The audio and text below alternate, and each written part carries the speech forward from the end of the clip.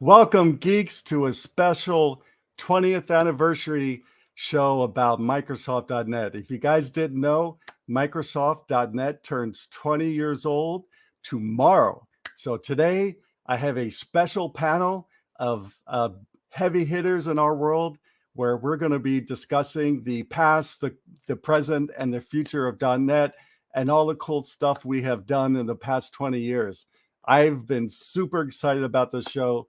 I've been doing a lot of thinking back of the past and just how much, our software world has changed in the last 20 years.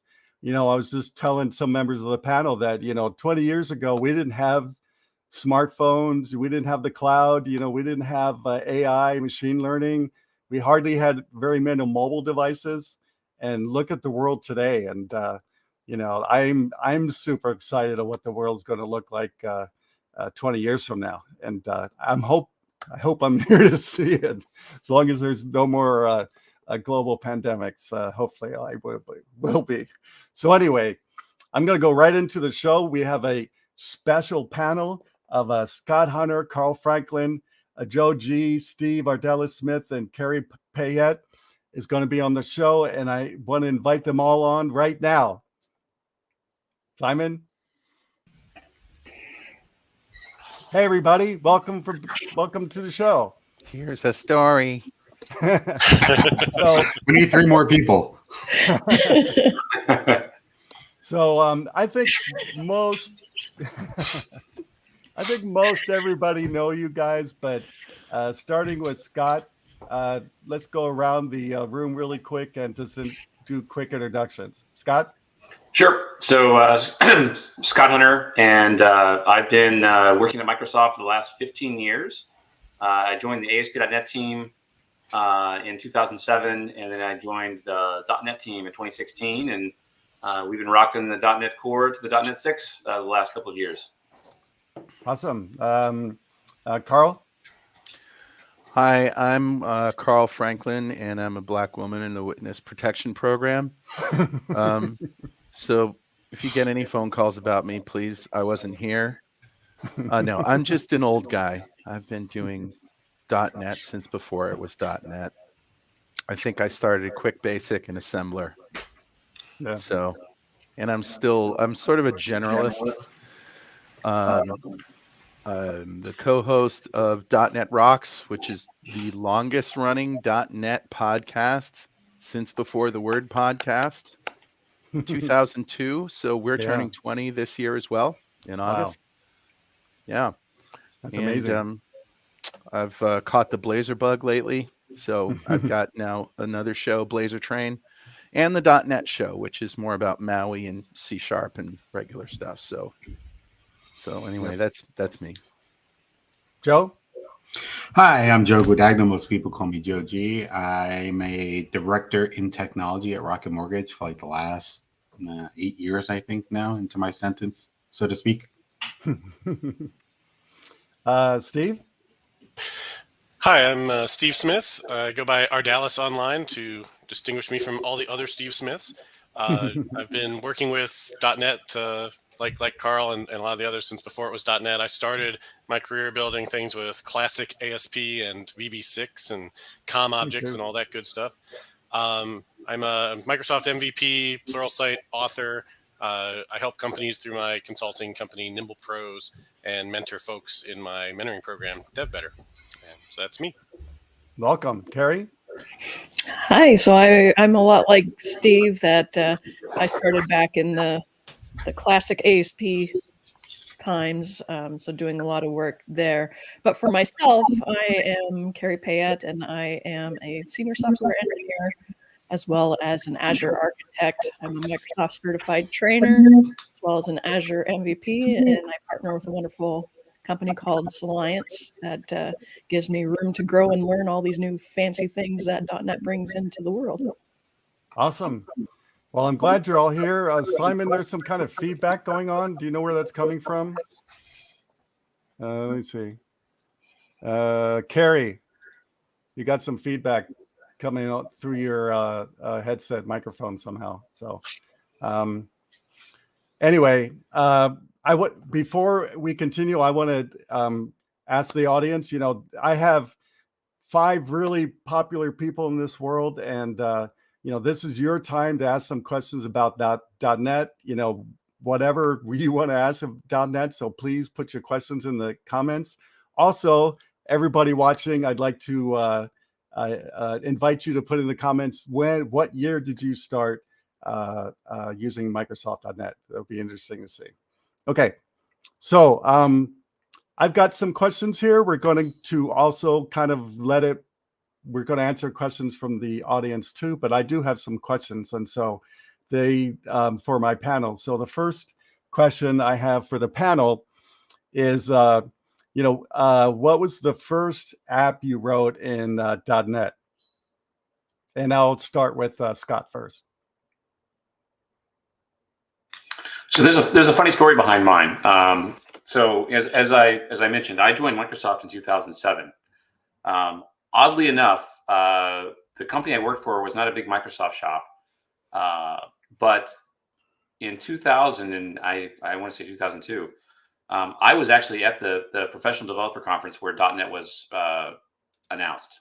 And at the time, we were all C++ programmers. We were doing a bunch of COM. And I remember sitting in the audience, and I think ASP.NET was called ASP Plus at the time.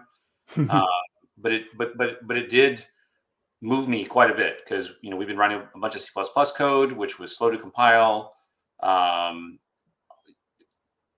was hard, and so my first app was actually taking this legacy C++ COM project that we had and changing it so you could actually embed .NET into it. And the intent was slowly move it over to .NET. Obviously, it was too much C++ code, and so what I did is I wrote a new plugin model where you could actually, instead of just writing a COM component for this application, you could also write a C# component for this application. And this goes all the way back to 2002 when .NET was first released. And the crazy thing is that same application, even though I left, a long time ago, I left in 2007 when I joined Microsoft, that application is still running today. And today it is 99.9% C#. The host application is still a C++ app, but I don't believe any of the plugins are C++ anymore. It's all C# now. And Wow. So that was my first introduction, and it was amazing because C# took COM, which was really hard to do, and made it transparent to us for our plugins. And another funny thing is, if I think about my first .NET as well, is I was a big Turbo Pascal person when I was first starting to code. And Anders Hallsberg, who is one of the big people behind .NET and C#, is the author of Turbo Pascal. And so I also found it funny that after I joined, I done Turbo Pascal, I did C#, and then one day in 2007 I joined Microsoft, and it was like weird. I'm back in this Anders Hallsberg world again. So that's some fun reminiscence about how the Turbo Pascal and the .NET worlds kind of merged over time. So that's my first app. Well, talk about legacy code, huh? Still running 20 years later. That's what legacy does. I know. That's wow. Carl. Sir. How about you? Well, yeah. All right. So I was on the team at Deep Training, and we got a contract to deliver, .NET training to multiple cities. So I basically got thrown to the lions, along with we were trained by like Billy Hollis and Rocky Lotka and those guys who had really early access to it. And that was like Chris Kinsman, Keith Please, Paul Litwin, myself, and a bunch of other guys, Mike Amundsen. And so a lot of the stuff that I did right off the bat was just sort of research, test projects. But I was focused on Windows Forms because that was the exciting hotness in .NET at the time. ASP, I had done ASP, with VB a lot actually, and so that was interesting too. But writing Windows apps was really cool, and the binding stuff and the notifications and all of that, great. Goo, that's in Windows Forms. That's really where so I can't remember writing an app, professionally for a client until a couple years later, maybe. But I was focused on training. So I was writing material to do my own hands-on training classes and through Franklin's Net. And so that's what I was doing. I really was just, messing around with it and trying to come up with good programs that I can build in a classroom sort of piece at a time. Yeah. Awesome. But I was really into like the whole idea of audio over the internet, and that was in the days where that stuff didn't exist, Yeah. And I think it was at like a dev connections in Orlando fairly soon after that, where I actually had a conversation with I called it a Skype clone that I had written using sockets. And so that's really where I was, and the conversation was with somebody in the UK. So that's kind of what was firing my cylinders back then. Awesome. Next up, Joe. Yeah, I mean, and working on audio, that had to be hard back then in the early 2000s. There was, bandwidth was not a thing, and audio threading was a problem. Oh, it was terrible. Audio problems audio files were very big back then until they came up with, MP3, and then Microsoft came up with that, WMA format, I think it was. Yeah, I can't remember what codec we were using, but it was something like that. Yeah, it was pain. I knew that because I started working with imaging at the time. I started way back in Quick Basic, and then moved into VB for DOS and Visual Basic, and then I kind of got started in VBNet. The place I was at the time, we were working on an imaging app. We were trying to make our applications. I worked for an insurance company, so we were trying to make our applications widely available. So we had 250 some odd insurance agencies scattered throughout the US. And we were trying to make the applications, we were trying to cut the application time down so that when a client, submitted an insurance app, which was somewhere around 26 pages, we were able to get it in the office without having to, wrap it up, FedEx it, have it come in there, people look at it. So we put together this imaging app, and it was all done in VB at the time with a lot of OCX components. Totally forgot what that stood for, OCX. In order to handle the scanning and stuff, because that scanning just did not exist back then. So we did a lot of COM interfaces and some C++ at the time, and it started to become a real big mess. And then .NET came along, and we started looking at it. So we tried to automate the front end to make it more available throughout the country. And we started with the ASP.NET app, I believe, and I wrote it, or at least me and the team, I started it in VB.NET at the time using ASP.NET, which was a little bit of a struggle, just figuring it out, the differences, and, it was a slightly different mindset. And like Carl said, I worked on Battleship Gray apps at the time, as we used to love calling WinForms apps back then, to do some of the administrative stuff, and then the global ASP.NET app for the office-based stuff, so that we can see the apps all across the country, which is really fun. And then I started getting into more and more specific stuff. I built my own plugin module, not C++ like Scott did. I'm not that cool. I wrote mine in C# in order to do it before the MEF framework was created. Cool. And Carey? Well, for me, Oh, I'm sorry. It was never mind. There's no real order. Yeah, Carey. I forgot Steve. Sorry, Steve.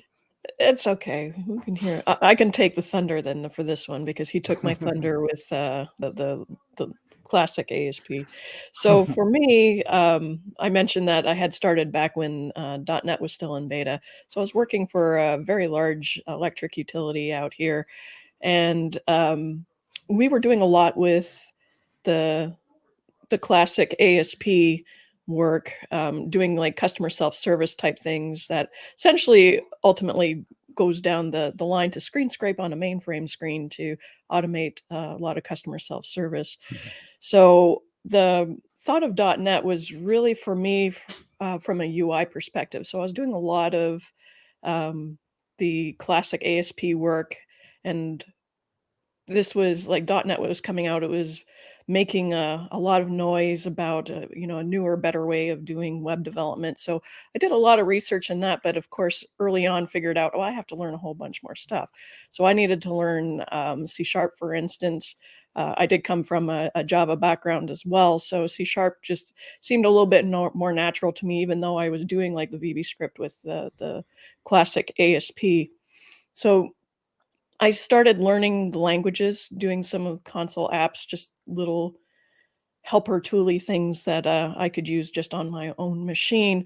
But one of the biggest things, though, that really brought big change into my career is that I was very much, prior to .NET, a Notepad++ developer. I didn't use IDEs, right? It was just, give me a text editor, I'm golden, right? My eyes got opened up to Visual Studio, and that right there just literally changed completely the direction of my entire career. So very happy for that. So even though I was doing a lot of research into the web development stuff, my actual first productionized application was actually a Windows service that I had built that was going to be on, pretty sure it was an NT box of some sort, that essentially was doing ETL work. And I was just absolutely amazed by the concept of the file system watcher. It would automatically, Yeah, trigger and go as soon as that file dropped in there. So, I forgot about that that. That's awesome. Yeah. Magic. Yeah. it was. And I think that was actually released prior to .NET being released. So it was still beta code, but it just was so convenient and so easy to put together and so easy to release that that was actually my first productionized piece of code. I'm with Carey that I get jazzed about plumbing code, and Yeah. that's very weird to hear, in this day and age. 2022, I think, is where we are now, right? Yep. Yeah. Barely. Yeah. So yeah, apparently. But I get so excited that that I can just use a random number generator now. It's like, wow, cool. I don't have to write that. It's all that IO stuff. Awesome. Yep. Makes me So happy. Steve? Yeah, so I had some ASP apps that I'd written for myself or for a community. Some of you might remember ASPalliance.com, which I think only recently went offline. There was another site that's been out there forever called Regular Expression Library, or regexlib.com. And I'd written those in ASP or inherited them in the case of ASP Alliance in ASP, and then I was maintaining it. And so my first apps, when ASP.NET was still ASP Plus, I was writing a book at the time as well, and I was part of an insiders group with Microsoft, so I had access to the product team, like some of the others here. And we, as an author, you got to see stuff early, so you could write your book, so the book could come out when the thing shipped. And so I was rebuilding my sites as my first projects, and then shortly after .NET shipped, another thing that I had built was an ad engine for ASP Alliance and a bunch of other sites, what we would call blogs today, but that term didn't exist back then. So just like community websites about how to do stuff with .NET. We were serving all the banner ads on those sites to help support them because hosting was expensive back then. And, that was all written in ASP, and I rewrote that in .NET. So those were kind of the first apps I wrote, were those online ASP.NET applications. Awesome. And I just want to share really quick what I did with .NET in the beginning. And first, I have always been very, very proud that I was teaching accredited classes in .NET a year before it came out at a university, and because of me. And I wrote this in the article that just came out in C# Corner, where Carl and I and a bunch of other writers went up to Microsoft about a year. It was about 14 months before .NET came out. And the purpose that Microsoft invited us up there was so we could go back and start writing books, right? And I didn't come back and start writing books. What I immediately did, literally the day I got back, that Monday, because I always remember it because that conference was during my birthday. And so I came back that Monday. I called my coordinator at UCSD and I said, we have to start teaching .NET right now. And by April of the next year, we were teaching .NET. And so I've always been very, very proud of that. But as far as the first app I wrote, and this is detailed in the article that I'll share after the panel's over. And I was in production beta 1 of .NET with what I call kind of a LinkedIn kind of thing, you know, where back then, you know, and even still today, you know, some companies need help in getting resumes from, you know, a client, you know, people that want to work at the company. And they wanted to automate that. And that's what we did. And you know, people could submit their resumes. I mean, they could search for jobs at the company. They could submit their resumes.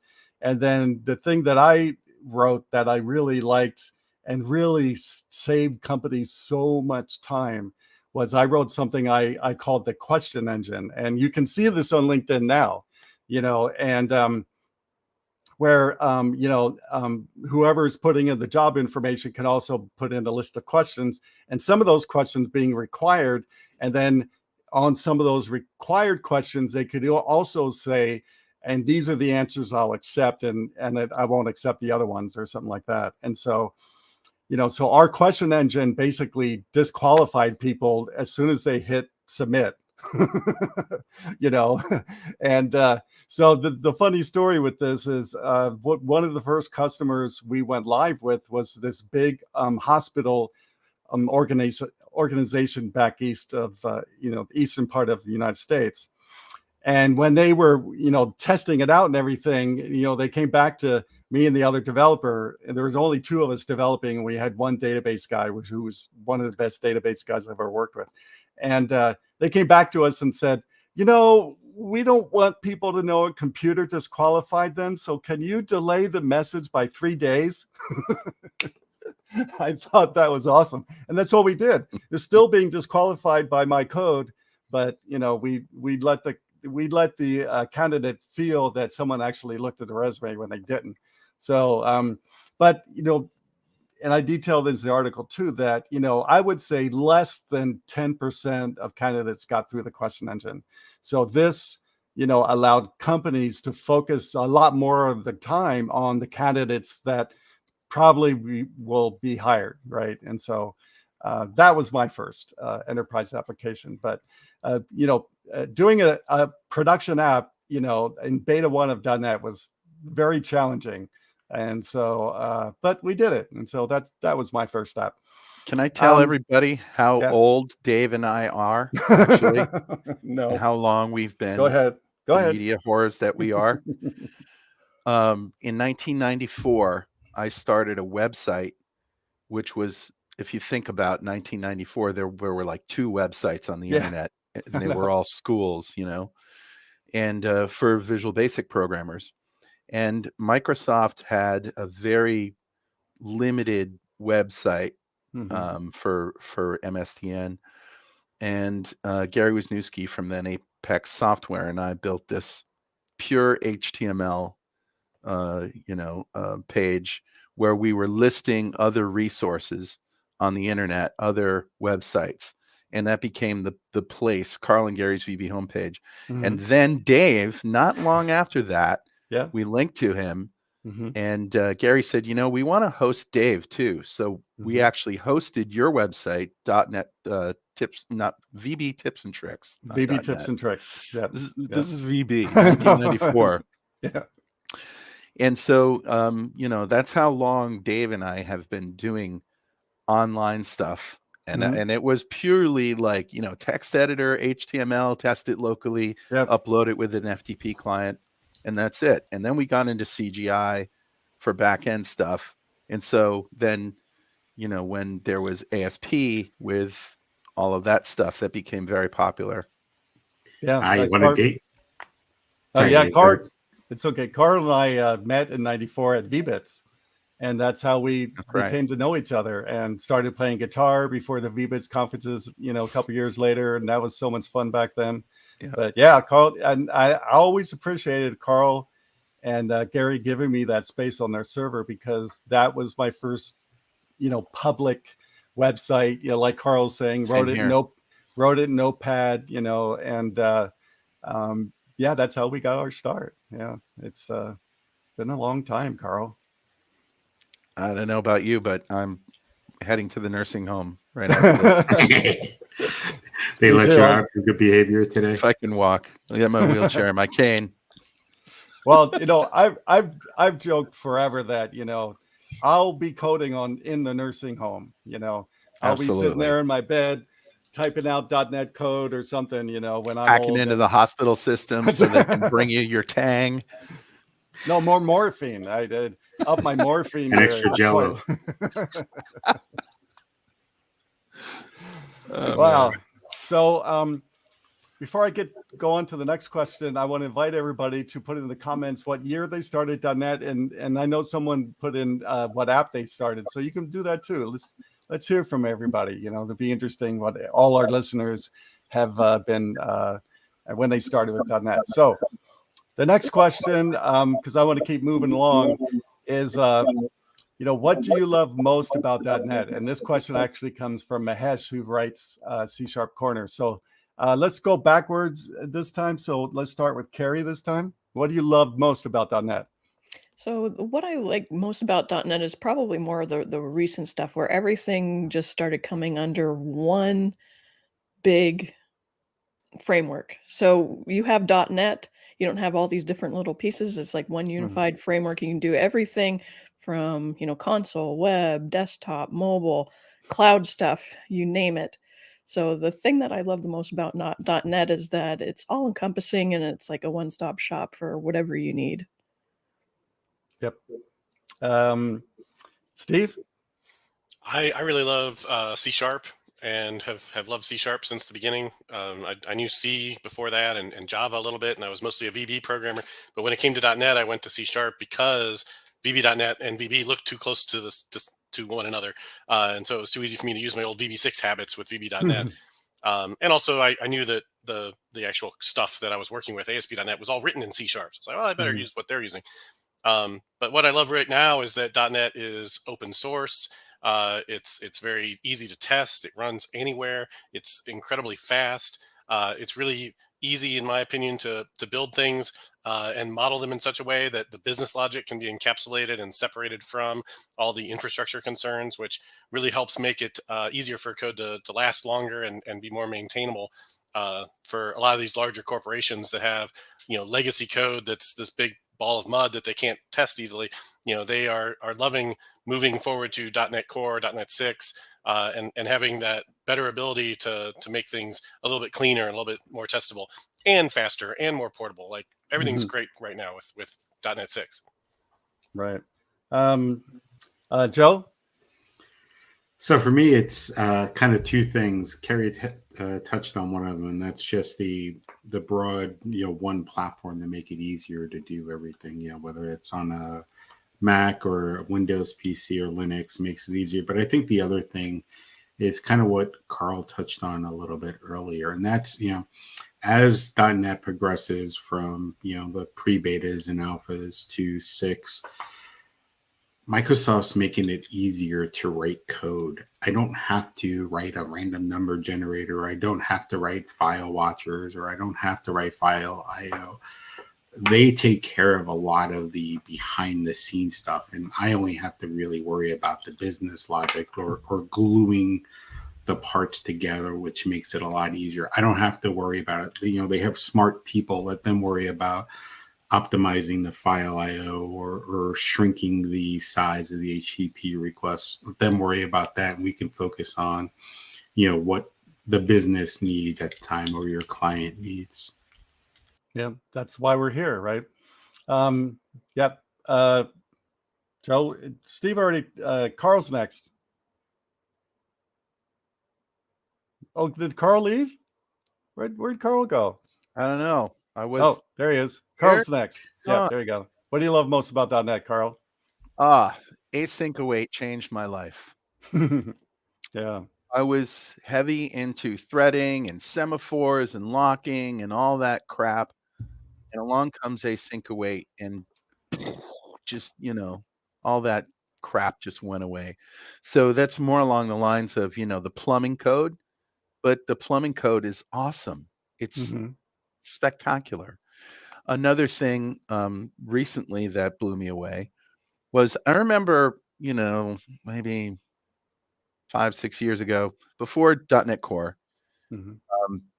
Richard Campbell, who's my co-host at .NET Rocks, we were talking to people about, the grand vision of unifying XAML, one XAML to rule them all, right? And he was certain that there was going to be one XAML to rule them all. I said to him, I just don't see how that's possible, because on WPF you have these things that aren't available in Xamarin, and on Xamarin you have everything's renamed, and how are they going to unify all that stuff? Well, they did. And that kind of blew me away, Maui. But the first thing about Maui that blows me away is just the way everything, all the cruft has gone away, like all the worrying about JDKs or SDKs and all that stuff. And, right out of the bat, Hello World works with the Android emulator, so long as you got the right things in order. But then on top of that, they come around with Blazor UI to write Maui apps. So now I don't even have to use hybrid apps. Yeah. Hybrid apps. What? I mean, I just and the fact that it runs in the security context of the platform, not of the browser. So it's like Blazor unlimited. Have at it. It just keeps every time they come out with something new, there's something in there that's just completely blowing my mind and making it easy for me to deliver software on any platform that my customer wants. It's great. So the answer to, hey, is this possible? It's yes. I don't care what you tell me. The answer is yes. Yep, that's true. You can pretty much write just about anything in .NET. You right? can imagine it. I can write it. Right. I don't know if I'd go as far as an OS in .NET, but well, okay. Yeah. That's I don't a little do too OSs far, and I don't do drivers. drivers. And if you want somebody to do that, have at it. Not me. Yeah. Scott, what do you love most about .NET? I wish I could say one thing, but it's going to be a couple things. First off, remember I said earlier I started with a C++ background, and so I think most people that are using .NET today don't think about it as a garbage collector inside of it. And so, as a original COM and C++ programmer, we had to manage memory by ourselves. If you forget to deallocate something or release something, it hangs around. And so I think .NET was for me, even though I do consider myself kind of a system level programmer, I really enjoyed the fact that it took care of memory for me, and it meant for our bigger team, the number of memory errors that we had shrunk dramatically in our application. So that was a huge productivity boon for us. But the biggest thing, and actually the reason I joined Microsoft would have been ASP.NET. I was originally a desktop developer, building things primarily in WinForms, and the original ASP.NET Web Forms was designed to take a developer that had the skills of a desktop developer and move them to the web. Hey, there's controls, just like there were controls on the desktop. Right. State management was done for you automatically. I know these are things that probably a modern ASP.NET developer is like, no, I don't want any of that stuff. But there was a paradigm when there were no web developers. If you go back to 2002 when .NET was really released, there was not a lot of web at that point in time. And so to me, ASP.NET was a technology that let me bridge myself, the skills that I had at the time to the web. ASP.NET did auth for me. They did state management for me. It had all those controls. And so that was a huge thing, huge part of .NET for me. And then the other one, which everybody else kind of touched on a little bit, was, before, once again, I'm going to go back to my C++ roots. Well, I need to go find the Win32 library for the network, the Win32 library to talk to the file system. And each of them, based on when they were coded, had a completely different, they worked different ways. They were all odd in their own ways. They had handles. Once again, more things you had to deallocate. And I love that .NET was just a big toolbox of stuff. You could really build almost anything with the one framework. When I was doing it, my first work in the corporate world and enterprise, I don't think we even used third-party libraries at the time. There wasn't we didn't think of open source and that kind of stuff. So really, you kind of stayed within the realms of what was in .NET, and there was enough in .NET to build, all the stuff that we wanted. And I'll add one more ASP.NET one. Was the reason ASP.NET was amazing to us was we're in this desktop era. Every app is a desktop application, which means how do you install that desktop application on the hundreds of desktops in the organization? That was an arduous process for us. This is before modern stuff was there. So we literally would shut the office down for a Friday, and we would all go around and manually update 300 desktops. 3.5-inch floppies too, right? Yeah, it was floppy disks. 3.5-inch floppy drives, shove them in the disk. And ASP.NET was amazing because if I built an ASP.NET application, I didn't have to touch any other machine. Once you had the shortcut on your desktop for the URL, you were done. And so I know that's a variety of a toolbox of answers, but I joined the ASP.NET team in 2007 because I was a web guy. And if I look at modern .NET, I am so amazed of how far we've taken ASP.NET. If I never dreamed of Blazor in 2002. I never dreamed of the API tech that we had in 2002. I never dreamed of the perf that we have. So not only has .NET filled all those needs in 2002, but it has stayed current with the trends of technology, where there's modern versions of all those things in .NET 6. It's funny you mentioned that, because one of the things I remember from back in 2002 was, or like when we first got started, you talking about how there was, no open source and no components. I remember every place I was at, hey, I wanted to install this, DevX component or this XYZ component. Like, no, you can't do that. We don't know what it's going to do. We don't know how it's going to work. So you had to write a lot of that yourself. Nowadays with NuGet and lots of third parties, it's easy to just NuGet add package and you get a lot of stuff for you. But back in my day, a lot of people did not want to do that at all. Right. And for me, what I love most about .NET, you've all pretty much touched on it, and but to me, and I've said this countless times, whether I'm teaching or speaking, is that, it's all one big framework. You can do just about everything, and you can stay in the .NET ecosystem, and you can get your work done and don't have to, learn another language or learn another platform and things like that. And that's quite frankly why I haven't really learned anything else than what's in Microsoft.NET, because I don't need to, right? And now, thankfully, with Blazor, I could forget about learning JavaScript, which I never liked anyway. That's actually one of the reasons I went away from front end, is all this JavaScript craziness, right? But now, Blazor's bringing people like me back, to doing websites. And one thing that I want to touch on really quick, because you guys touched on pretty much everything, is community. .NET has created this huge community of developers that bend over backwards to help people.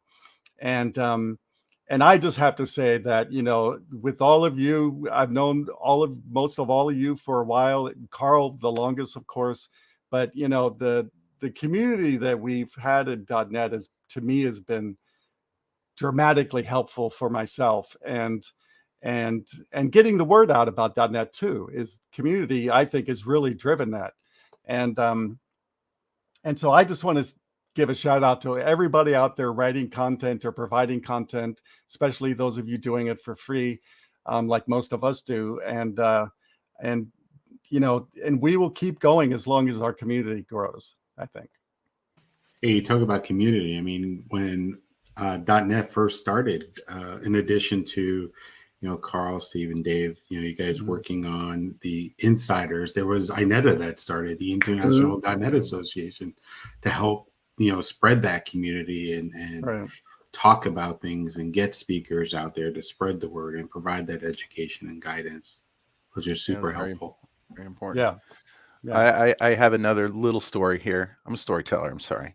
The first time, I think it was the first time I met Steve, was at a speaker idol. And I can't remember what part of the world we were in, Steve, but this was a competition where you got 5 minutes to go up and do a talk with or without slides, I think. And you had 5 minutes, and then you had judgment. And so it was kind of like taking the Pop Idol or American Idol idea. You got judged, and then there was a winner. And Steve won. And his demo was unbelievable. It basically, Steve, you remember this, right? Oh, yeah. It was finding bottlenecks. Where's the bottleneck in your system, right? And the system was a web front end, a .NET back end, and SQL Server. And he proved that just by adding a 1 second cache to your SQL Server, your performance went through the roof. Just 1 second.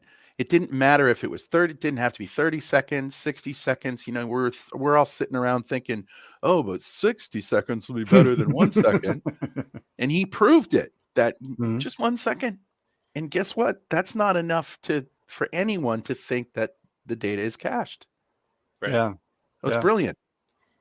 That kind of reminds me of when caching hit ASP.NET, and just, all the demos people were doing back then on just how much throughput you could get by just setting this one thing, and all dramatically improve how many, hits per second you could do through your server and everything. Yeah, that was I think ASP.NET 2.0 was a big game changer back then, because between 1.1 and 2.0, the Microsoft team did a lot of work to make our lives so much simpler, with the identity stuff they had in there, and the security and all those things they wrapped into ASP.NET 2. That was really when, to me, ASP.NET really took off as 2.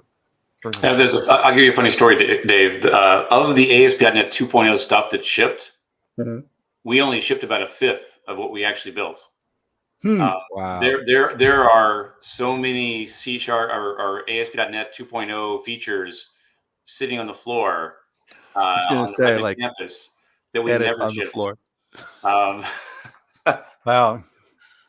Scott Gu, who was driving ASP.NET at the time, was just crazed at that point in time, and we had another 50 controls probably that never shipped. One of my favorite controls that never shipped was there was an image control that would let you put an image into an ASP.NET application, and it did caching and a bunch of other cool stuff.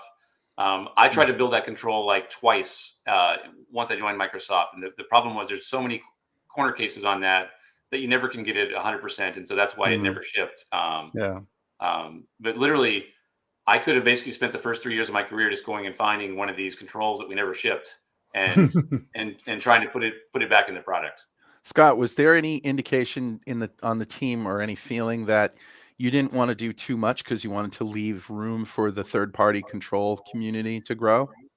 There was, by the time I joined the team, we really tried not to add a lot of control. I don't think we added any more controls. 2.0 was really the last big wave. There was a few controls here or there after 2.0, but that was, I didn't mention one of my favorite parts of .NET that I didn't think about in 2002. None of us thought about community. Some of you brought this up, but by 2007 there was community, and there was also an ecosystem of controls by vendors as well.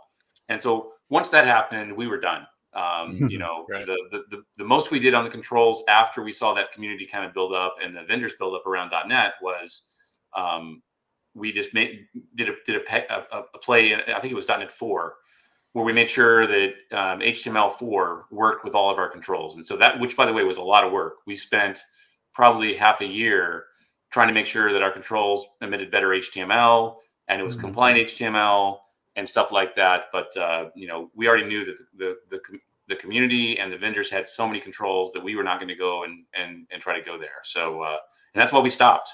It was insane that if you went to the ASP.NET webpage at the time, all it was piles of articles about controls and ads for control vendors. It was a different era. Yeah. Before I go on to the next question, I want to remind everybody who's watching, please put in what year you started in .NET in the comments, and also if you want the app, the first app you created, and ask questions to my panel. We have 120 years of .NET experience on this show, right? Oh, God. Ask some questions. Sorry, you all feel old now. So 120 years of experience. You got to have some questions. Come on. So the next question, I think this came from Mahesh too, was what projects are you currently working on in .NET? And I'll start with, Scott just talked. So Carl. Hey. Yeah. Okay. So I just shipped for a customer a Blazor server project that had a pretty big scope, took about a year, and myself and another guy at AppVNext did this. And this app did just about everything you can imagine that a web app could do. One of the interesting parts of it is we got to a point where the customer was trying, and the customer is a developer, right? And so we sort of did it together. They did the parts that we set up the architecture, we built the pieces that they couldn't do, and then they worked on it. But they use every third-party data grid, a data grid from every third party that exists. And each one of them had some edge case that wouldn't work for them. And they, went to see if they could get this feature put in or whatever, and got nowhere. And, you're a tool vendor and one customer wants a feature. Yeah. It's not a priority. Right. So I said, well, why don't I try to just build one from scratch?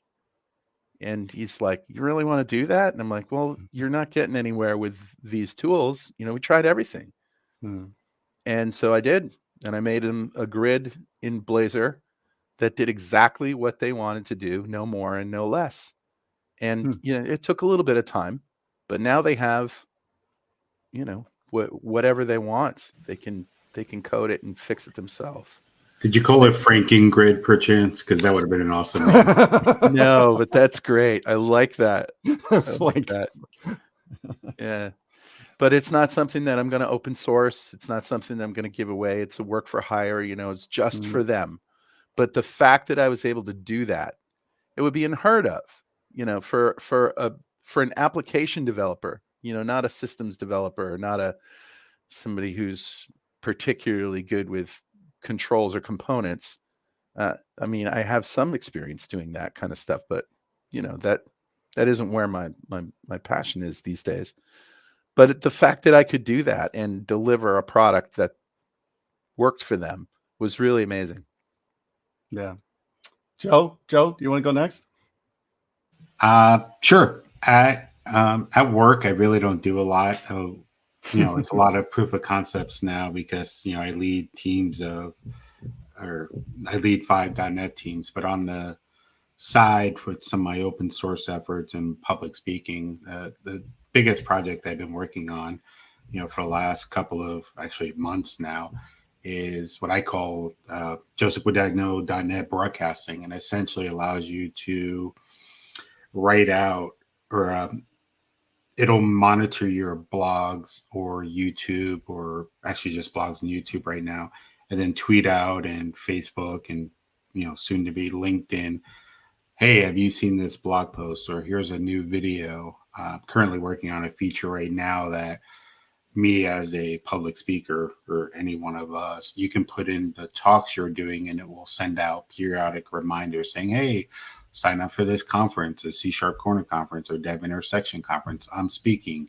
Here are my talks. And then like 5-10 minutes before the talk, hey, come to room 103 where I'll be talking about blah, blah, blah. So I'm working on that, which has been kind of fun and interesting. I did it mostly for learning, and two, because I'm super lazy of, opening up Hootsuite or something else and scheduling a bunch of tweets. I figured I'd have it do automatically, but it's helping me, work on database backend, a middle tier unit testing, Azure functions, event grid, the whole gamut of everything that .NET supports, all in kind of one app. And I open sourced it too. So I think I've only had 2 people submit pull requests, but it's something I'm using mostly for learning and education. And can people find more about that by going to your site? Yeah, if you go to my my GitHub repo, Guadagno, like my Twitter handle, you can see it. Or you can go to my site, which is full first name, full last name.net, and see all speaking engagements and other open source projects. Cool. That sounds interesting. Cool. I want to check it out. Steve, you want to go next? Sure. I've got various client projects I'm working on, but I'm also working on a Pluralsight course for Web API best practices. And then I have a bunch of open source projects. So I have like a clean architecture solution template that if you're looking to get started on the right foot with separating all your projects the way you should for domain-driven design or clean architecture, you can grab that. It's on GitHub, and there's a template on NuGet. I've got guard clauses library. It's up to 3.5 or so million downloads. Smart enums, which is basically you have an enum, but it needs to do something. Smart enum is a pattern, and there's a set of base classes and stuff on NuGet you can grab that helps with that. Fadi Aseni, a friend of mine, and I have a specification library that implements the DDD specification pattern in your application. Helps consolidate all your queries into your domain model instead of having them all over the place in your code. And then I have an API endpoints NuGet package that lets you take your big bloated controllers and just have a single endpoint per actual endpoint in your API, which I've found to be a much better way to organize things than with these super sized controllers that most teams end up with. So those are the things I'm working on. Most of them are open source, except for the client work. Do you sleep at all?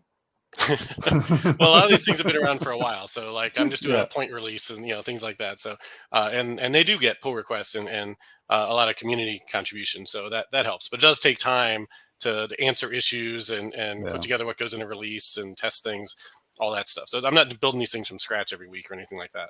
No reason to brag, Steve. I get it. I don't get pull requests. You do. I don't get them either, so don't feel bad, Joe. Scott. Yeah, my answer is kind of boring. Probably, I'm working on like .NET 7. That's boring. That's a current project. That's what we want you working on. But I can tell you some of the things that I'm thinking about right now when it comes to what interests me as a project and some stuff is we've all heard Kubernetes, containers, microservice, all the funny buzzwords. But we want to find a way to make it for .NET developers where it's easier than it is today to do this stuff. Like, for example, if you're trying to use something like Azure Container Apps, which I work on, that's kind of a pain. You need to have Hyper-V turned on. You have to have Docker for Desktop on your machine. You need to know how to write a Docker file, or you have Visual Studio and you've done a right click and added Docker to your project, and then it makes your build time slower. And so we're exploring all kinds of ways in .NET 7 that we can remove all those burdens. Imagine if you could just do a .NET build, and the outcome would be a container. And if you wanted to then throw that container up into the cloud, you could just do that. If we have that capability, that means also that if you're doing CI/CD, a GitHub Action can just do a .NET build and produce a container as well. And so, without having all that junk on your machine. And so we want to make it as easy as it is to publish an app to say Azure App Service, to be able to publish a container app. And so that's going to be a big push in the .NET 7 wave that I'm super excited about. I think the other one is, when you hear all this microservice jargon and stuff like that, one of the things I complain about is our tool chains like Visual Studio. They're great for building a single app. Mm-hmm. They're not good for building multi-part applications. Just aren't. I mean, you can have multiple projects in a solution in Visual Studio, and it'll be slow as heck to start. What if I just want to change one project and let the other ones keep running in the background? We don't really support all those kinds of models, and so that's a whole space that I'm super interested in as well. And I hope it will be something we'll make a step on in .NET 7, where multi-part apps are easier. And everybody on this call has probably done this. You've got a desktop app with a back end, and inside of your whatever developer tool you're using, you've got mappings from the front end to the back end. That's junk as well. And then when you publish it somewhere else, like the cloud, you got to change all those things. And so, .NET is all about trying to take all these hard concepts and simplifying them. And so that's a whole space in .NET 7 and the next flavor of the Visual Studio family of tools that I want to see us make a leap. And so that's what I'm working on. Cool. And for myself, I'm not working on anything super exciting at work. I'm just helping companies with, their memory management, performance, and code problems and architecture problems and all those kind of things. On a personal thing, I of course hope to get out speaking again. I've been going through withdrawal for over 2.5 years now. So, and I'm always working on books, of course. And I think now that I've been waiting to rewrite this app that I wrote in 2016 for .NET developers. First, I was kind of waiting for Xamarin to do things I wanted to, so I could use it. But then I kind of gave up on that. But now with hybrid apps in Blazor, Maui, that's what I really want to start looking at to rewrite my app. And so I'm really looking forward to that, along with everything else I do and doing this show and all that kind of stuff. So, so the next question, I think we've all a little bit talked about this. We could go through this pretty quick if you want. What are your thoughts on .NET 6 and Blazor? And Sucks. Never work. I don't trust. Let's start with Steve this time. I don't have a lot to say we haven't already covered, right? I think .NET 6 is awesome. I think Blazor and WebAssembly in particular is huge. The ability to write these apps and do everything in C# has been very promising since Blazor was first announced a few years ago, and now it's something people are using. It's something I have folks building. I've got samples. If you go check out the eShop on Web sample from Microsoft that I help maintain, it's got a full Blazor WebAssembly client in there just to do all the admin for the store. So if you're looking for a quick sample, that's an easy one. But we have clients that are building these things all the time now, and you don't need to really know JavaScript to build them. You can be a full stack .NET developer on the web, which you haven't really been able to do since the early web forms days when we had all those nice drag and drop controls. And so that's really nice for a lot of these developers that for the MVC years have had to do both C# and JavaScript to be effective full stack web developers. Yeah. And John just made a comment about Silverlight to Blazor. Yeah. That's good that you're switching. I didn't know Silverlight still worked. I was going to say the same thing. I don't think there's a browser that is supported that actually runs Silverlight anymore, because Internet Explorer was the last browser that would run an internet plugin. Silverlight's also a funny one because a lot of people have asked us. Sorry to just jump in, but Silverlight is a funny one because a lot of people have asked us, especially early in Blazor, is Blazor going to be the next Silverlight? And my default answer to this all the time is Blazor is just the web. Yeah. And so the web will not go away. The web will be here. Silverlight was part of a plugin era of browsers where you either plug Java in, or you plug .NET in, or you plug Flash in. Yeah. And Silverlight didn't die because of Silverlight. Silverlight died because Apple created a phone and said we're not going to put these plugins on the phones. And that was a good decision. And it was a great decision, Carl. I think it was. Yeah. I had an Android device at the time that would run Flash, and I'm watching a movie on the Flash player on my Android phone, and my Android phone lasted 12 minutes. Yep. And that was why Steve said, we're not doing this on the iPhone because the experience on the Android devices was so bad. But, you know, as we talk about Silverlight and Blazor, I just want everybody to know, Blazor is not Silverlight, right? Blazor is just the web. WebAssembly is not Silverlight either. WebAssembly is not Silverlight either. And WebAssembly might, you know, for folks that don't know, WebAssembly lets you run, you know, native C# inside of the browser. Mhm. But in the future, it might let you run native C# on an edge device too. So it could be that, you know, we think of WebAssembly today primarily for building client applications, but I would not be surprised to see it build server applications, because then you don't care about the architecture of the server. Right. You can compile the application one time, and it runs on ARM32, ARM64, x86, x64, or whatever else we come up with next. And so I think WebAssembly could be a huge trend, and it's also important that we did. That's why we made a choice to do it in .NET, was because we wanted to make sure that we had covered ourselves in case WebAssembly went to the server, that we already, you know, had years of experience doing it in .NET before that happened. Yeah. And it's worth remembering, like, WebAssembly is not a Microsoft thing. It's not like only C# can run on WebAssembly, right? So if there's clients out there that are worried that, well, I don't know if we want to buy into WebAssembly and that vendor lock-in, like, no, WebAssembly is any binary language could be, you know, run with WebAssembly. Yeah. Mhm. So Yeah. I go ahead, want Carl. to say something about Blazor that I forgot to say when you asked me what I was working on. One of the things I'm really proud of is this library for Blazor called Blazor Sliders.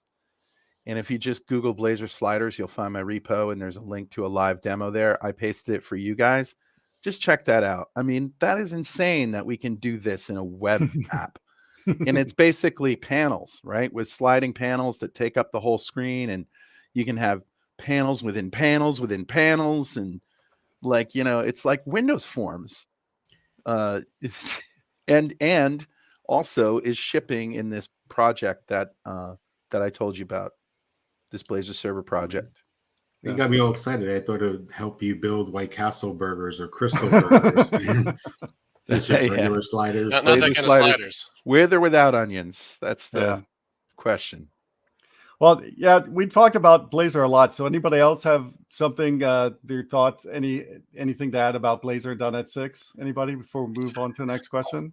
I just want to throw in and kind of just add emphasis to what Carey said earlier. I'm one of the people that caused .NET to kind of break apart into lots of pieces, starting in 2008 when we started Thank doing you. groups like MVC. And I just want to say that one of the most exciting things about .NET 6 for me is just that we got it all back together in the box as a single platform again. Yes. And so, you know, to me, it takes us back to the roots of 2002, except it's not 1.5 gigs. And so we kept the roots of what we did with core, but it's back to being a single stack again. So that's one of my favorite things in .NET 6. And obviously Blazor, it's funny, for many of the features that we use in .NET, they come from the weirdest places.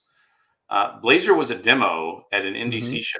Yeah. Yeah. It literally was a sample that Steve Sanderson hacked up over a weekend.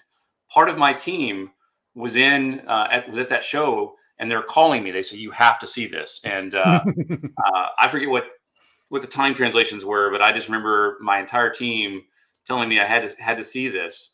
Signal R, another .NET feature, was also a demo at a trade show as well. So it's fun seeing the origin of these things. That in many cases, it's a hacker in .NET trying something, and we demo it somewhere, and it turns into a real feature. And Blazor started off as that, Yep. and with no ideas of WebAssembly or any of the stuff that we're doing today. So it's I think it's fun as we talk about these things to think about where they came from too. Well, I hope Steve got a really big bonus, for starting this train, the Blazor train, right? So this next question is great, since we all have 120 years of experience, right? And the next question is, what advice would you give a young developer who comes from a non-Microsoft background and has not tried C# and .NET yet? So let's see, who should I start with? Let's start with Carl this time. Don't do it. Learn Java. Yes, especially if you want to run on a toaster, right? Learn JavaScript. Don't worry about this. No, I'm kidding, of course. Everybody goes to JavaScript because it's the lingua franca of the web. And so this is where a lot of people start. And unfortunately, it's where a lot of people stop because JavaScript sucks. It does. I mean, I only use as much as I have to. Me too. You know, but anytime that I'm down in the weeds in JavaScript, I can't, it's hard to read, especially with, this dot that, and then promises and stuff. It can get really, really hairy. And, your best debugging is console log. Got here, Yeah. So I don't know. I say start with Blazor, right? Because Blazor is approachable for anybody who wants to do programming. It's a web technology, which means it's uber cool. And all of the binding is like the simplest binding, whatever you call this, the binding model is so easy and so simple. Like there's no excuse. C# Blazor, do it. Yeah. Just do it. Joe, you want to go next? What advice? Well, Carl stole my thunder, but don't do it. But everyone learns a little bit differently. So for me, I'm the type of person that throws myself into it. So I mentioned my open source project. It's a way for me to learn how to use Event Grid and Azure functions, etc. together. So find what's passionate for you. For some people, it's reading books. For some people, it might be watching Steve's Pluralsight videos. For others, it may be getting into it and trying it yourself. With .NET being open source, and there's so much available on GitHub and sites like C# Corner and others. Go and look at those things, read the code, experiment with it. There's nothing to stop you. It's free, assuming you have a connection and a decent computer. Download it and start. There's so many hello world examples to get out there and see what you can create with your ideas. Yeah. Steve, you want to go next? If I were talking to someone that was interested in doing stuff with .NET and had no experience, I would suggest that they, build something, and maybe they've already built it before in a different language, and put it on GitHub, talk about it on Twitter or in a Slack community or some forums. There's so many places where you can find a community of supportive people in the .NET, community at large. And that would be an easy, cheap way. All that stuff's free for you to quickly get up to speed, learning how to do stuff with C# and .NET. And you get all the benefits of all the things we've been talking about for this whole time with .NET, with all the base class libraries and all the things you get out of the box. Yes, you have packages with NuGet, but you don't have to, every time you start a project, think, well, what package do I use for this? And what package do I use for that? You've got the base class library there that has 90% of what you need every time for every app out of the box. And it's only for certain custom things that you go to NuGet to find something that fits your application's need, which is not the same for necessarily for a lot of other languages that I've seen and that I've used. So that would be my advice. Or jump into an existing project. Learn the ins and outs of GitHubs, how you can do a pull request, how you can clone, how you can fork. And that's probably a good place to start even before you start coding, because then you can fork it and try different things and add stuff to it and submit a pull request, and you're actually contributing to something.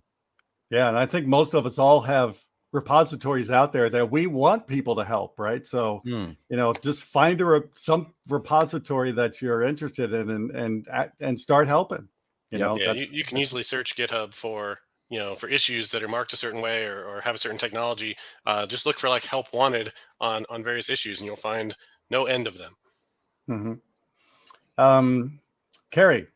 Yeah, so I'm going to chime right in there with getting involved. So getting involved not only at a source code level. So I do recommend going to multiple open source software repositories, looking at good first issues, things like that. But another thing too is you can actually contribute to efforts that have a larger cause. So one of the ones that I'm going to shamelessly plug here is 2 Weeks Ready, and it does, I'm going to say the bad word, it does have a JavaScript front end, but it does have .NET framework, Azure functions and things like that on the back end, Cosmos DB. So I really recommend going out there, taking a look. We're always looking for people to add that. Do that. But one of the things that I really want to mention is that feel free to know that the world is shifting a little bit. So conferences are starting back up. I really recommend really getting out there, go to conferences, interact with the community. So you can do that in person. So in-person conferences are amazing. There's nothing secondary to conversation with a real life person and face to face, if you will.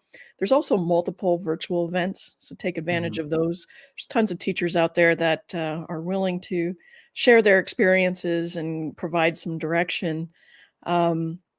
Interact on social media as well. A lot of people, like everybody here included, we're reachable on social media. Feel free to strike up a conversation with us. There's also Twitch, for instance. So Twitch is really taken off for the live coding. So there you're going to see like Jeff Fritz, C# Fritz is out there, Code It Live, Ardalis is out there. Myself, mind you, I need to get better at streaming a little more often, but it's just something that, obviously with the shift of the way the world has gone in the last couple of years, that it's something that's available to you, but you can have that one-to-one conversation and interaction with people that are willing to share the information with others. So that is what I would recommend to get started with .NET. Yeah, you kind of stole some of what I was going to say, and one of the things that I was going to bring up is code camps, for example. Like you were saying, community run conferences, I think, are the best conferences to go to, and they're all completely 100% free, and some even, like the Silicon Valley Code Camp, provide meals for you, and so go to a code camp and just go to some sessions and see what other people are doing, and strike up conversations with those people, especially the presenters, right? And that's a really great way to start. So go for the pizza. Stay go for the code. pizzas. Yes, exactly. Scott, what advice do you have?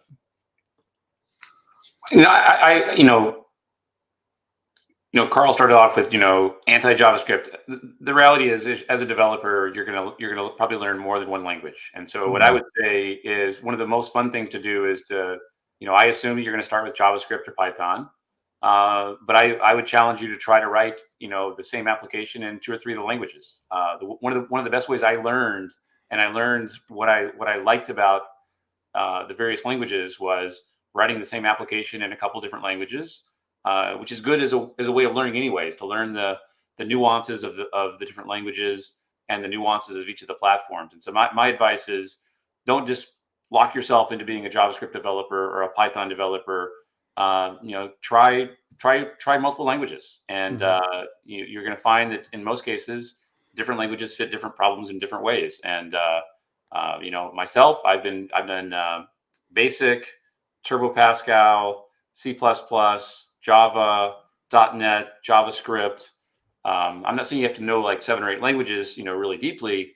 But the coolest thing about being a new developer is just being able to experiment. I think everybody else already touched on all the other things. The learning materials available today online blow me away. The free learning that none of us had that. The way I learned was I basically took programs out of books and magazines and typed them in by hand. Yep. And then went and figured out how to figure out what I messed up when I did that. And so I think this is a much cooler area than it was when I did. But I just say try multiple languages. Don't get locked into one. I mean, I love .NET, and I would love you to get locked into .NET.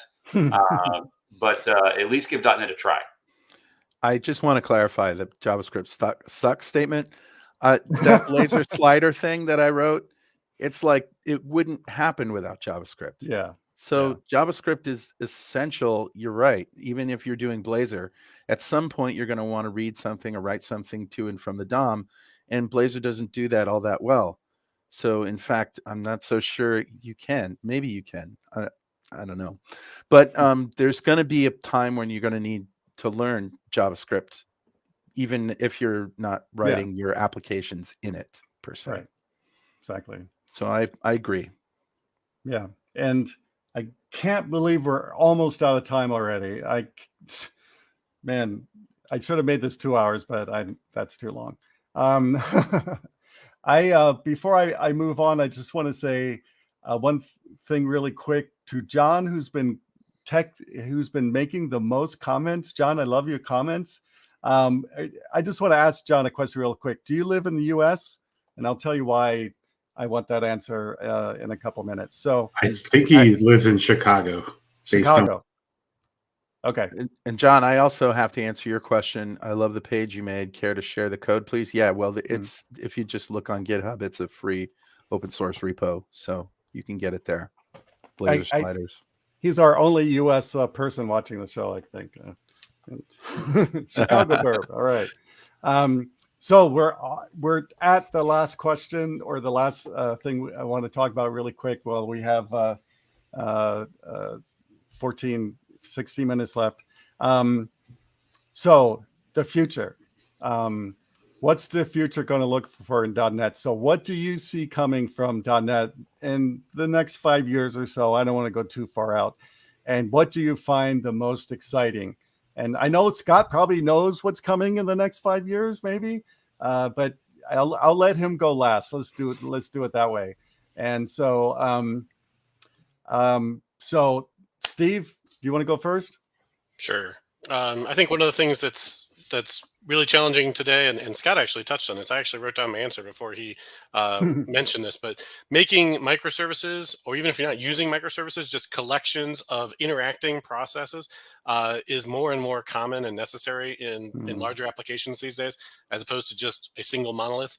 And they're difficult to work with. They're hard to write, they're hard to test, they're hard to deploy, they're hard to monitor. Any types of tooling or language improvements that make those things easier are things I would love to see, and things I expect we will see in the next 5 years, let's say. And then related to that, well, not really related, but another thing I expect to see is maybe we'll finally have solved the problem with nulls. It seems like every version of C# has another thing that tries to address nulls in some way, and we're like kind of cornering them in, but they still remain one of the most common and frustrating exceptions that you get in your systems. Just write it in F#, Steve. Or add like 5 exclamation points, and that will solve every null in every language. We'll just keep adding more exclamation points. Bang, bang, bang, bang. Okay, what does that mean? Kill the nulls, shoot them dead. Bang, bang, bang. I like. I actually want to say something, but we'll get kicked off of YouTube. Was that it, Steve? I didn't know if I cut you off or not. Nope, that was it. Okay, Carey, you want to go next? All right, so I'm most excited about something that multiple people have touched on already, but I'm coming from the non-Blazor angle. I am very excited for Maui, but I'm a longtime XAML fan, so I really I'm looking forward to seeing. You know, I've loved Xamarin, love Xamarin Forms. Maui again is the next iteration into the future with that. So I'm really curious to see the benefits, and if it's done extremely well, which it looks like it has been from what I've seen, that it's going to be groundbreaking, that you're going to be able to have your UI wherever you want to be. On the other side, too, of for technology purposes, I do a lot of work in IoT, and a lot of times, depending on what I'm working with, I always have to go down to C language. And what I would like to see is more focus, I guess you could say, on smaller footprint devices to be able to run more .NET code on directly on hardware. So that is what I'm most excited for. Cool. Joe G? I think a lot of what Scott talked about in C#7, I'd love to see. I think one of the challenges we have right now in our interconnectivity, whether it's IoT devices or cloud or desktops, is we have so many projects, and we're always like, with me, the sample project I was talking about that, I'm working on the side. Every time I make one change, I have to stop and restart 7 or 8 different projects. The ability to be able to do one of those, just stop and, hot reload, so to speak, one project and not the entire suite of them. The other thing I look forward to is that interconnectivity, making it easier for other apps to talk to each other, whether those are, web services or, IoT devices. Right now, communication is hard and there's so many different ways to do it. Discoverability is probably one of the biggest. I mean, we even have discoverability issues with NuGet. I mean, there's billions of packages on there. Finding out the right one to use is hard. So even in the base class libraries, discoverability can be hard nowadays. Yes, with everything that's in there and all the APIs that are available. Yes, definitely true. That's great. And John, I think I'm pretty sure .NET already runs on the Raspberry Pi, right? Oh yeah, Everybody- it does. yeah. Yeah, I was thought so. talking more like Azure Sphere or something like Oh, that. So where you're kind of held to, coding in C versus, being able to use more of the Microsoft ecosystem using .NET. So that's what, just being greedy there. That's what I'd like to see. Carl.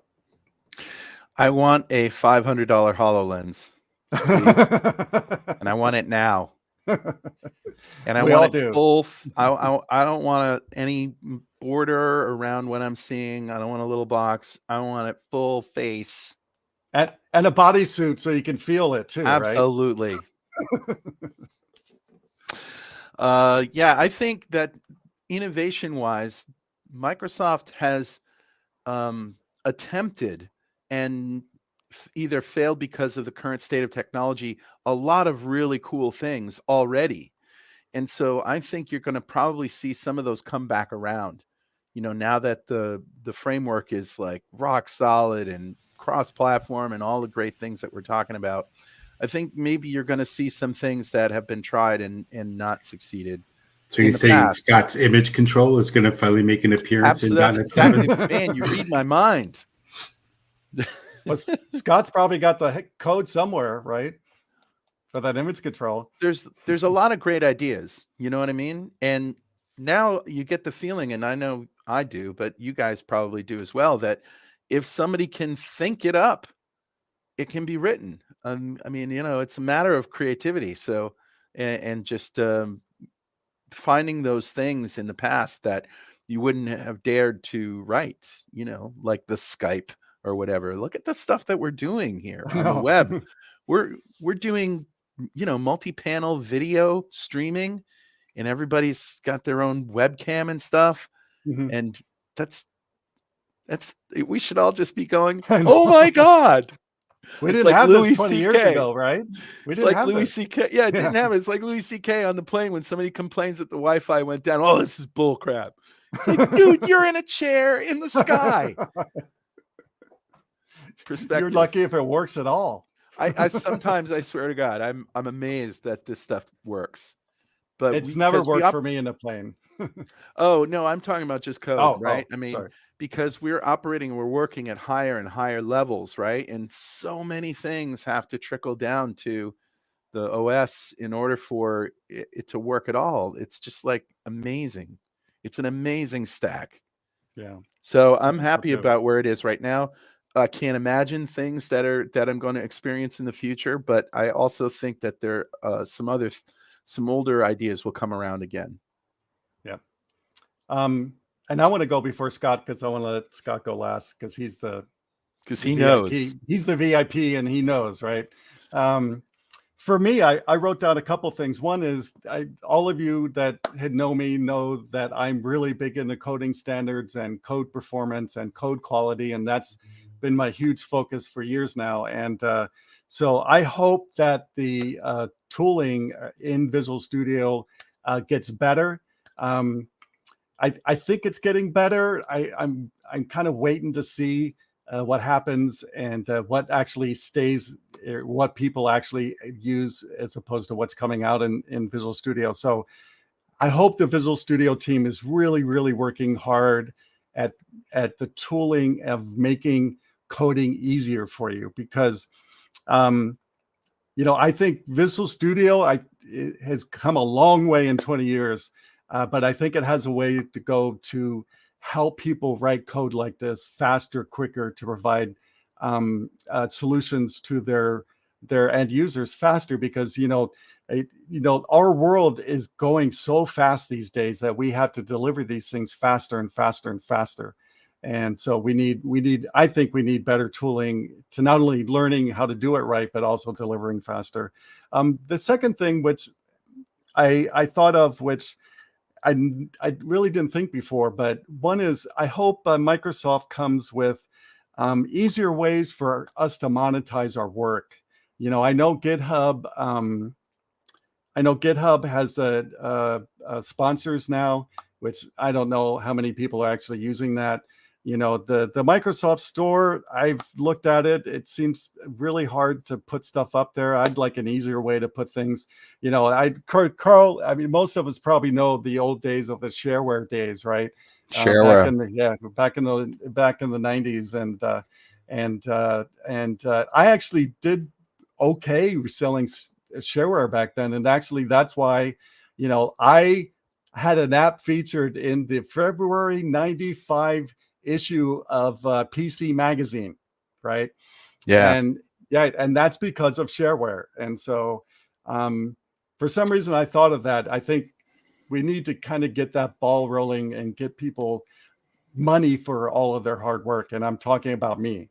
So well, I think that having an open source repo that people can use, and that is a really good advertising for you as a software developer, right? So you pick your things, right? You pick what's going to lead to be a loss leader or whatever. You share that with the world, and then somebody says, "Hey, this code is pretty good, and this Dave guy, we're going to hire him to do a project." So, go ahead. No, that's it. That works for the consultants and trainers, but it's tougher if you've got a full-time job. Yeah, that's true. And we all know what it's like to do things for the exposure. Right? Yeah. Yes. And I think I saw something on Twitter this week about GitHub is now experimenting with doing repositories that you basically can't get access until you pay for it, right? Until you're a sponsor. And I kind of hope, I really want something like that as a book author, because when I do my sample code for my book, I only want people that bought my book to get the sample code, right? And so I would like an easier way to do that. Other than make a private repo and add collaborators, because you can do that. Yeah, but then I have to add, I'd rather just I'd rather just whoever sponsors my repository, they get access to it, right? So last but not least, of course, the big man, the big VIP at Microsoft, Scott Hunter. What are you looking for in the next 5 years? Good. I have a laundry list of stuff. I'll just try to go through pretty quickly. Like, to Corey's point, I would love Carey's point. I would like to make .NET smaller. It's not been one of our big goals, but it's been something we've been chipping away at. With the self-contained exes, the linker, stuff like that. I'm really curious about WebAssembly everywhere. Being able to build, ASP.NET projects that are running on WebAssembly. That also, I think, will hit Carey's point about being able to be more on the IoT edge. Because I would not be surprised to see those edge devices at some point to say they're WebAssembly. So there is no runtimes on those things. I'm also excited about potentially doing non-XAML UI. Maui is built on XAML because we want to bring all those Xamarin customers along. But I'd love to see a Maui that actually uses Blazor syntax for writing the application. XAML, which is XML, feels old to me. And it feels weird to tell a new developer, hey, go learn this 20-year-old tech that nobody likes anymore. Hot reload everywhere is something else. I mean, we shipped hot reload in .NET 6. We can make it so much better. We think that hot reload is a 2-year journey to get all the way done to the point that you can hot reload almost everything. Another one is hybrid UI. I think Carl and Steve might have mentioned this a little bit, but the idea of putting Blazor into native apps is super exciting to me as well, because you get the best of the web and you get the best of native. And then finally, the last piece of this would be, I think the architecture of web apps, especially scalable web apps, is changing, where you find you have a backend application that does something and it puts the result into a queue, which something else then pulls from. And I think that whole distributed nature of building applications is something that we don't give you a lot of tools in .NET to deal with today. We've tried in the past, but it wasn't ready, and it feels like the cloud and the tech is now ready. And so I'd love to abstract a bunch of those things away in .NET. So you can build some code that might be able to even swap out what the messaging bus is, or swap out what the caching bus is, and not feel like you're writing code that like ties you super to a particular implementation of something. And so I know that was fast, but that's my list of things I'd love to see. And that can be done today with good architecture, right? Using using interfaces for talking to your RabbitMQ or whatever queuing system you have. But you're right, Scott. It takes a little more effort, and having things that are baked in would be wonderful.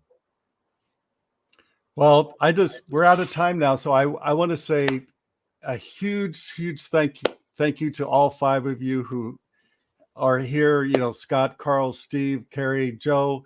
I'm so glad you answered the call to be on this special anniversary show the day before .NET turns 20, and I'm so glad that I know all of you, and I hope to know all of you for the next 20 years. Hopefully, if we're still around by then, Carl, and but well, you and I've been doing this, for a long time. So yes, we have. So I just want to say thank you for being on the panel. If you want to hang out after the show, you're more than welcome to. But I want to let you guys go to the rest of your Saturday, because I know most of you all have families, and I'm probably the only single person maybe here. So, but thanks again so much. And maybe in 20 years we'll do another Rockin' the Code World panel and see where everybody's going. I'll be in the old folks' home, typing and stuff like that. So I want to let you go, but I have a couple more slides to finish up. And actually, Dave, can I throw one thing in? Can I also tell people, if you're watching, we have an event on Monday. The .NET team has an event on Monday. Please go to dot.net and watch our event on Monday. We're going to have some cool videos with some people that have been in .NET from way back in the day. And we're going to talk about the future of .NET as well. So please attend the .NET 20th anniversary celebration on Monday. Cool. I'll be there. Well, thanks, everybody. And I can't wait to see you all in person very, very soon, hopefully. Likewise, Dave. Thanks, Dave. Bye, everybody. Bye, everybody. Well, that was an awesome episode, if you ask me. Probably the best one. Well, I think all my episodes are great, but because of my guests. But that was to me special, because it's a special place that we're all at, those of us who use .NET. And so I hope you all enjoyed it.